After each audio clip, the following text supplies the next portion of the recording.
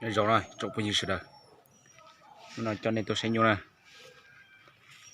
Nhưng là do là tự nhiên là tôi nông tối này, nhà từ chín giờ tối này. Nhẹ tôi say vừa nhẹ này. Để nó tao cho đau kia lại thế, ở bên hông nó cu. Giờ bù rồi tôi lại thế.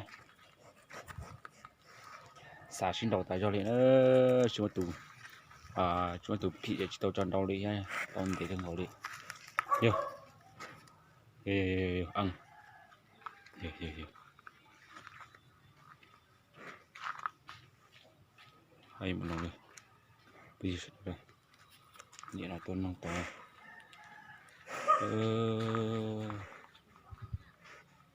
đây là vào đây này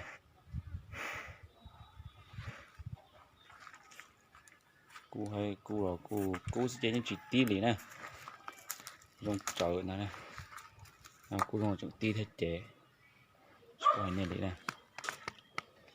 chúng ta mới sẽ mệt thế chả giờ mua bị chơi mệt đấy mà nhưng mà bắp phê này thì nhanh ra bắp phê đa nhà chỉ bắp phê giờ bắp phê ó này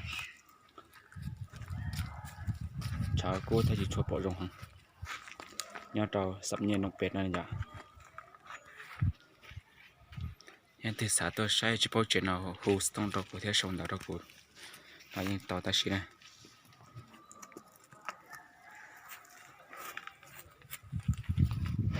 Yo.